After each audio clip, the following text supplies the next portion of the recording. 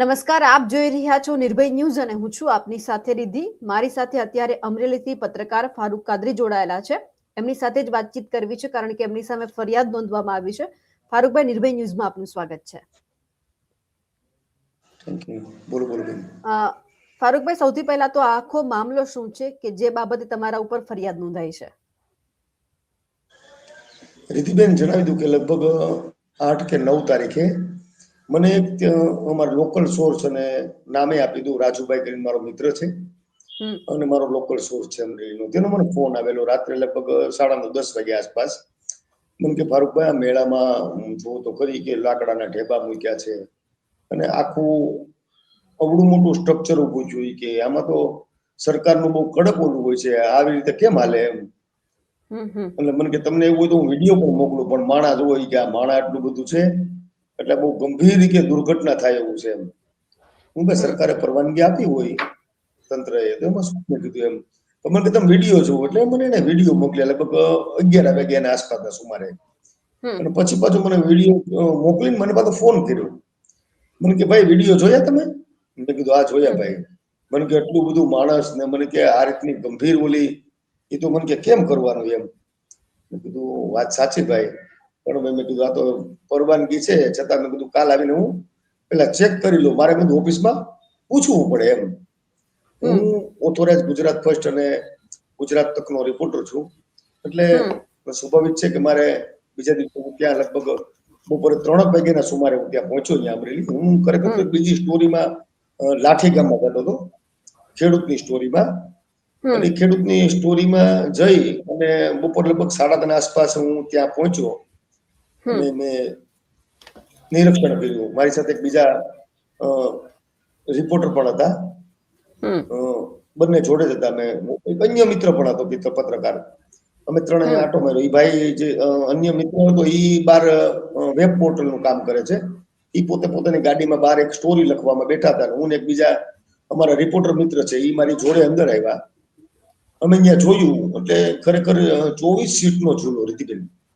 એટલે લગભગ 30-35 ફૂટની તો ખાલી હાઈટ થાય નહીં, વજન પણ બહુ ટનોમાં હોય. અને મેં નીચે જોયું ને બેન, ત્યારે મને લાગ્યું ઓહો, આ તો લાકડાના ઢેબા મૂક્યા છે. બેન, હું છે ને સાવરકુંડલા ખાતે આ મેળાના આયોજનો હોય ને ત્યારે હું ઘણીવાર આ મેળામાં હું લાયસન્સની વિધિમાં એમાં હોઉં છું. એટલે મને ખબર છે આની SOP નું બહુ પાલન કડક હોય છે. હમણાં જ જન્મ અને હું પોતે જ આમાં ઇન્વોલ્વ હતો એટલે મને ખ્યાલ છે આમાં કે લગભગ જમીન માપણીનું સોલ ટેસ્ટ કરવો પડે પેલા, કે જમીન કેટલી કડક છે કેટલું નહીં.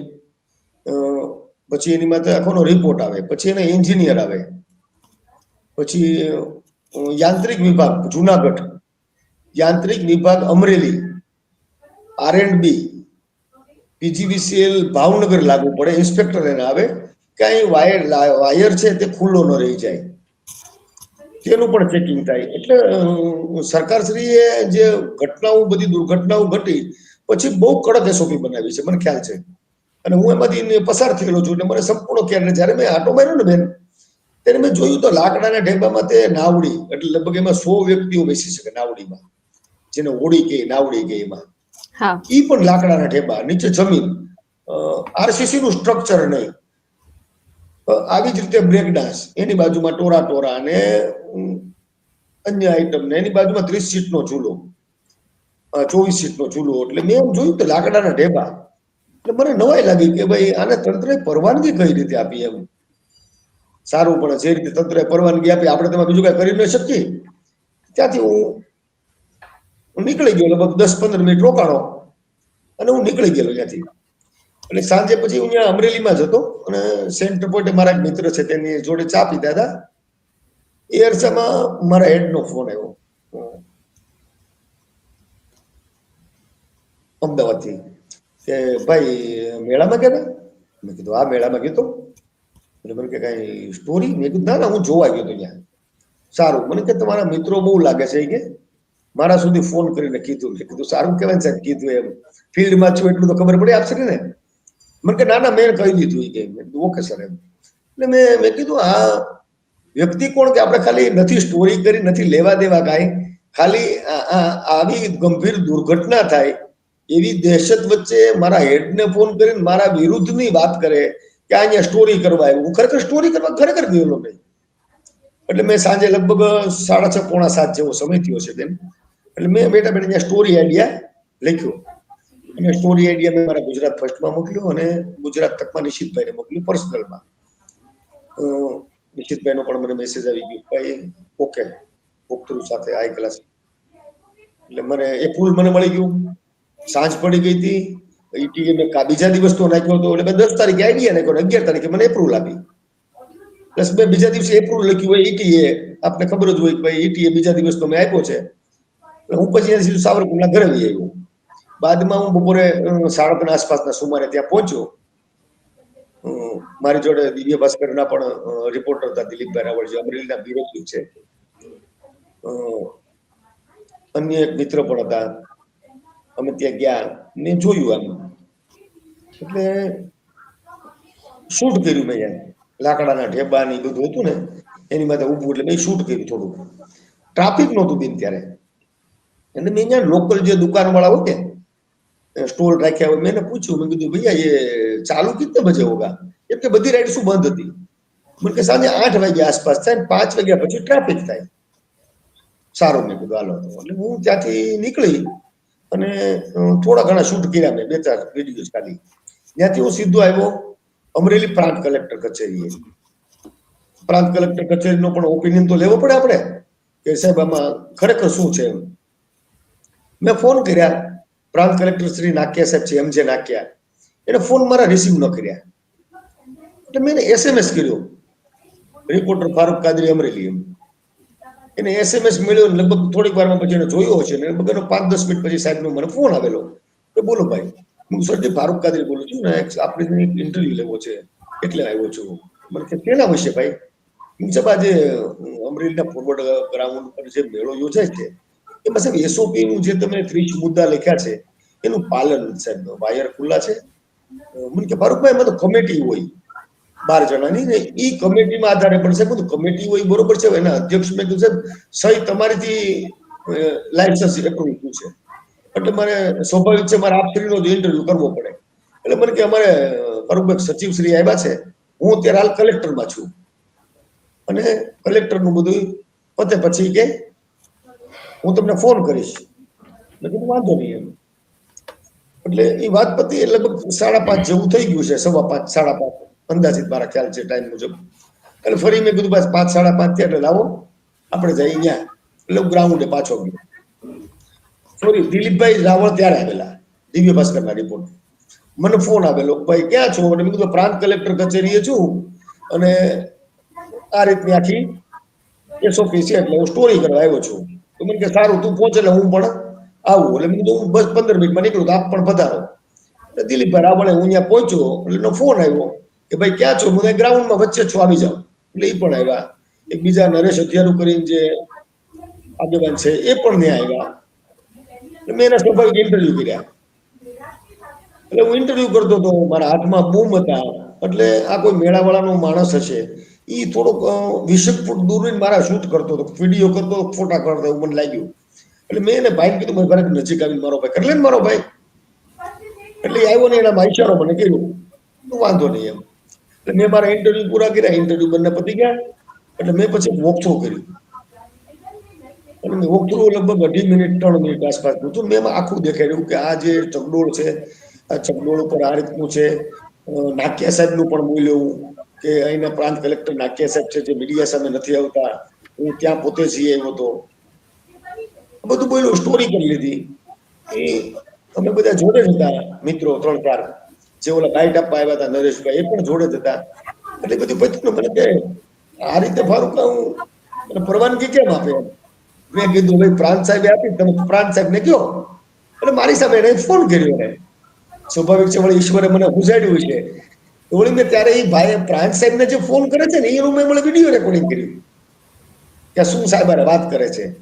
એ સાહેબ ને પાછું કહે છે કે સાહેબ આ રીતની SOP, આ તમે આટલું બધું કડક પાલન, વાયર ખુલ્લા પડ્યા છે, અહીંયા ફાયરની કઈ સુવિધા નથી, આખું લાકડાના ઓલા મૂક્યા છે, ગંભીર દુર્ઘટના થાય એવું છે.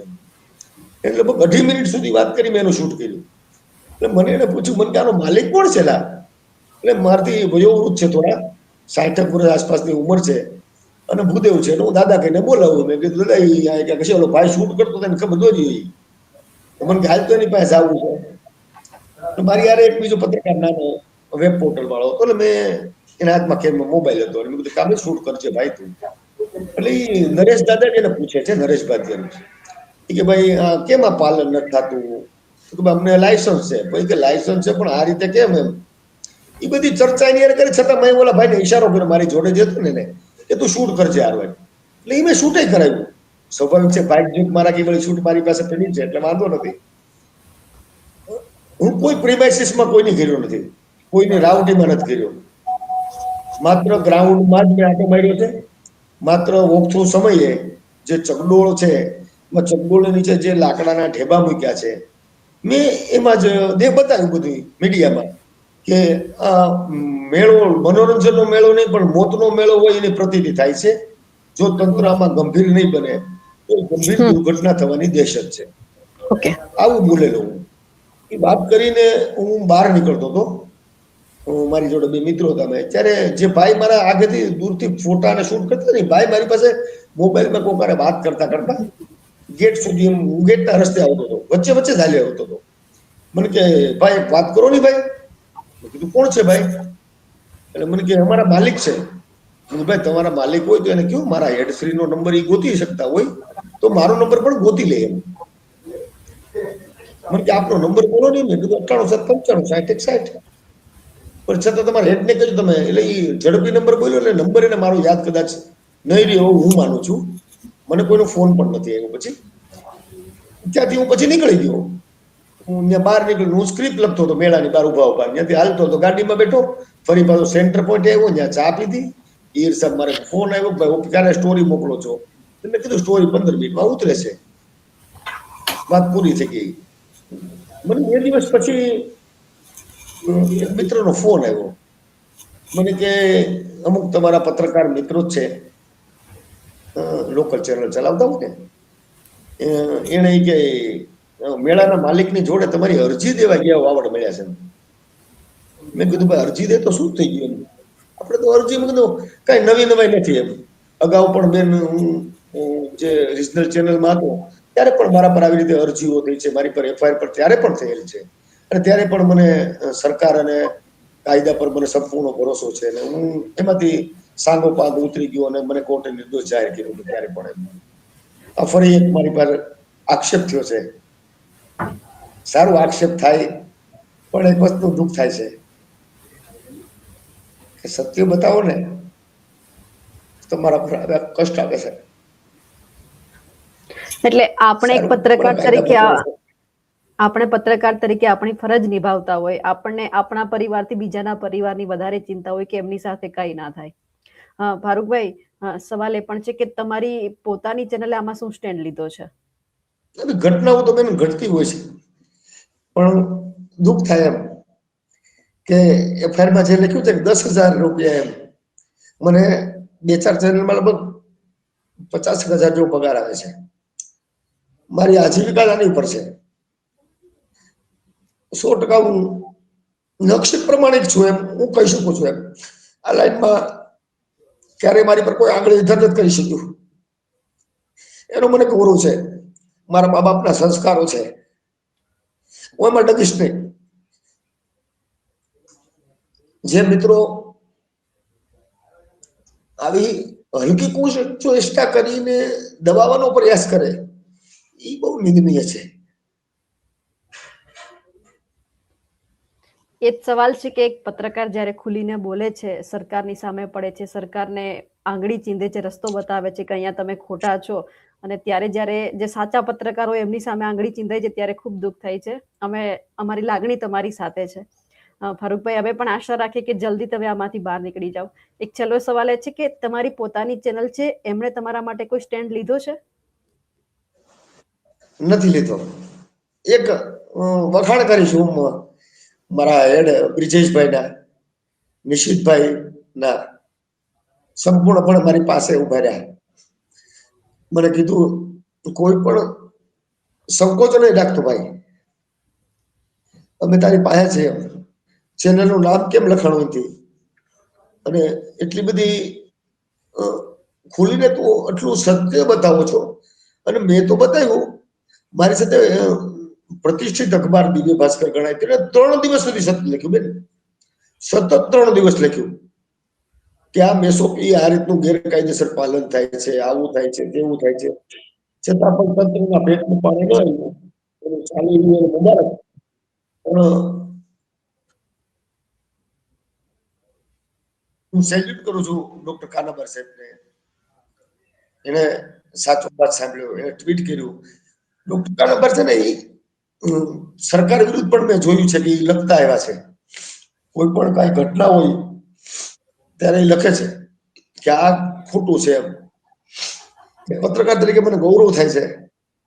2-4 પત્રકાર મિત્રો મારા છે, મારા મોડે સુધી મને ફોન માર્યા. અમદાવાદના પણ અમુક પત્રકાર મિત્રો છે, હું દિલથી આભાર માનું છું. મને ફોન કરીને કીધું મૂંઝાતો નહીં, એક પણ વાતમાં મૂંઝાતો નહીં, મેં તારી જોડે છે. અમુક નેતાના નામ નથી દેવા, ખોટું ભાજપ કોંગ્રેસ થઈને ઉભું રહી. અમુક પત્રકાર નેતાઓ છે, એને મને ફોન કર્યા કે નિર્ભયપણે તું જે રીતે લડશે, અને હું તને ઓળખું છું પર્સનલ એમ. એક મારી એક ઇલેક્શન હતી બેન, એ ઇલેક્શન વખતે મારે એક નેતા જોડે પર્સનલ પ્રોબ્લેમ થયો હતો. મારા ભત્રીજાને મેં ઇલેક્શનમાં ઉભો રાખ્યો એ નેતાની સામે, એમ મારા માત્ર ને માત્ર મારા સોમાનની લડાઈ માટે ઉભો રાખ્યો ને. એટલે મને બેન અવડી મોટી ઓફર કરી. આજે એને પણ એ નેતાએ મને ફોન કરીને મને સેલ્યુટ કરી. પૈસાની રકમ પણ બેન બહુ મોટી, કે તું ખાલી ઉમેદવાર તારા ભત્રીજા છે ને ખેંચી લે. મેં કીધું ભાઈ, મારી લડાઈ સોમાનની છે, હું સોમાન માટે બધું કરું છું. અને હું ચૂંટણી મારા ભત્રીજાને કારણે એ ભાઈ હારી પણ ગયા, મોટા નેતા હારી ગયા. એટલે મને એને સેલ્યુટ કરી. એટલે એને કે અધિકારી શ્રીને ફોન કરીને કીધું કે આ માણસને મેં અવડી મોટી પૈસાની ઓફર કરી હતી, અવડી મોટી એમ, કે એનું આજીવન એને કાંઈ વાંધો ન આવે એમ. છતાં એ માણસ પૈસા નો ડગ્યો, એ સ્વમાન માટે લડ્યો એમ. અને હું હારી ગયો, એ નેતાજી કરે હું હારી ગયો. એટલે એ માણસ 10,000 રૂપિયાની માંગણી કરે, એ મને ગળે ઉતરતું નથી એમ. કેમ કે એ માણસને હું લગભગ કે હું વર્ષોથી જોતો આવું છું લાઈનમાં. એટલે મને થોડુંક દુઃખી વાત તો મળતી કે ફરિયાદી જે ફરિયાદ આપીએ, પણ એને લખ્યું કે 10,000 રૂપિયાની માંગણી કરી મારી પાસે એમ. મેં તો માંગણી કરી નથી, કોઈને વાત કરી. રેકોર્ડિંગ હોય તો ગમે ત્યારે વિના સંકોચે હું તો કહું છું, છાતી ઠોકીને કહું છું કે ગમે ત્યારે આવે. છાતી ઠોકીને એ પણ કહું છું કે એના જે પ્રિમાઇસીસ હોય ને બેન, ત્યાં સીસીટીવી પણ રાખવા પડે. ત્યાં સીસીટીવી પણ હોય. હું તો ન્યાયતંત્રને અપીલ કરીશ કે એ સીસીટીવી એના કબજે કરે અને તપાસ પેલા મૂળિયાથી કરે. હું આગલા દિવસે ગયો તો હું પોતે સ્વીકારું છું, મને જયારે ફરિયાદ રાજુભાઈ ની મળી ત્યારે હું આગલા દિવસે ગયો તો મેં મારી જાતે જોયું કે ખરેખર આ વાસ્તવિકતા છે. કોઈની વાતોમાં આવીને હું સીધું કોઈ પત્રકાર તો કરતો, એ પત્રકાર તો નથી કરતો. મેં મારી નજરે જોયું, પછી મેં સ્ટોરી આઈડિયા નાખ્યો, એ સ્ટોરી આઈડિયા એપ્રુવલ થયો, બાદમાં જ હું ગયો. મારા થેલામાં તમે બેન અમરેલીમાં ગમે પૂછજો, હું થેલો લઈને જાઉં ને એટલે 8-10 બૂમ નીકળે. એટલે અમુક મોટા નેતાઓ જે છે અમારા અમરેલીના, એમ જ્યાં એક આવે ને એટલે બધું આવી ગયું એમ કે. કેમ કે બધા બૂમ એટલા બધા મૂકવું, કેમ કે ઓલા 10 જણા હોય, હું એકલો એટલા બૂમ મૂકું ને એટલે સ્વાભાવિક છે કે આમાં કે છે ને કાગડાની માટી ન ખાય એમ. પણ આમાં થોડોક આપણા પત્રકાર મિત્રો પણ થોડોક સહભાગી બન્યા છે મારી પર ગુનો નોંધાય એવા પ્રયાસમાં. વાંધો નહીં, ઈશ્વર એનું સારું કરે. આપણે કોઈ એને કઈ રજ નથી, પણ થોડુંક દુઃખ થાય એમ કે આપણી લાઈનમાં પણ આવા માણસો પણ છે એમ કે કોઈની પ્રગતિ જોઈ નથી શકતા. પણ છતાં બેન એક વાત સ્વીકારું છું કે ન્યાયતંત્ર પર મને સંપૂર્ણ ભરોસો છે. અમરેલી જિલ્લાનું પોલીસ ડિપાર્ટમેન્ટ પર પણ મને ભરોસો છે. મને જે મિત્રોએ સાથ આપ્યો છે, અમદાવાદના જે મારા હેડ થી લઈ અને જે તમારી જેવા પત્રકારો છે, તમારી ચેનલના જે હેડ છે, આ બધા મિત્રોનો દિલથી આભાર કે આ બધા મિત્રો મને દિલથી સહકાર આપ્યો. એમ મને ગુનો દાખલ થયો છતાં હું ખુમારી છે મને એમ કીધું તારી હારે છે ભાઈ. અને એને ભરોસો હતો કે ફારૂક કાદરી ક્યારે ડગ્યો નથી, ડગશે નહીં એમ. હા, એટલે ફારૂકભાઈ આવા નિડર પત્રકારો બહુ ઓછા હોય છે. જે 10 થી 11 તારીખની જે આખી ઘટના હતી ને, આખી ઘટના તમને મેં કીધી છે. અને જે ભાઈ અરજદાર હતા એ અરજદાર નામે મને નથી ખબર, પણ એક અરસામાં જયારે હું સ્ટોરી કરી એવું અને સ્ટોરી કરીને હું જયારે આવી ગયો ને બીજે દિવસે મેં સ્ટોરી તો નાખી દીધી રાત્રે. સવારે લગભગ કોઈક ભટ્ટ કરીને હતા. મને છે ને પેલા મોબાઈલમાં કોઈ રેકોર્ડિંગ કરવાની ટેવ નથી. આપણા કોઈક સોર્સ ફોન કરતા હોય, આપણા માટે કરતા હોય, કાલે વારે કોઈક રેકોર્ડિંગ વાયરલ થયું હોય તો હું મને ત્યાં સુધી કોઈ રેકોર્ડિંગ ફોન નથી કરતો એમ. એટલે મેં રેકોર્ડિંગ કર્યું નહીં. ભાઈ કોઈક ભટ્ટ કરીને કોઈ અમદાવાદના હતા, કોઈ આ મેળા બારામાં એને મને ફોન કરેલો. લગભગ મારી એને 5 થી 5.5 મિનિટ વાત કરીને મારી બેન પહેલેથી એક ટેવ છે એવી કે